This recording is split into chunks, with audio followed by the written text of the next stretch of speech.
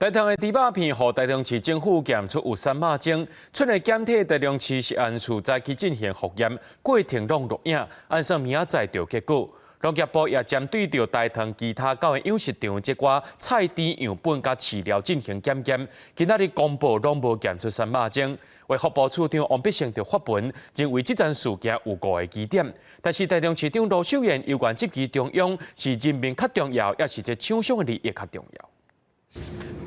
检验监管挂手套找6早起，对方验出3码钟的台糖每回猪肉片检体进行复检，过程包括受事人员、台糖公司甲第三方专家等10多人到场，而且全程录影。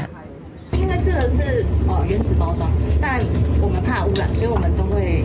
分装出来。台中市食安处检出台糖每回猪肉含有3码钟西布特罗，引起中央甲地方的看法不同。台中市食安处复检有假测试的结果，另外一部分的检体也已经伫初5送去食药署复检。农业部也针对台糖其他9个特市场的肉猪样本甲饲料进行采检，初6公布结果，拢无检出西布特罗。我们尽可能针对同一天生产的部分，在那个时间点，我们也做了相关的这些检测。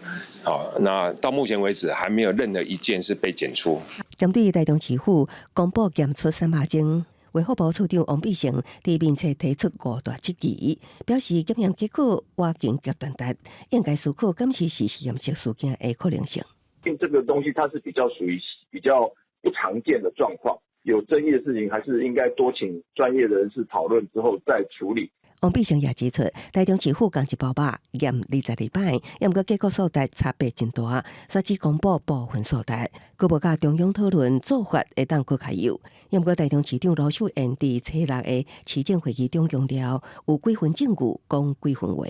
以厂商的利益为主，而不考虑到人民的权益，我感到瞠目结舌。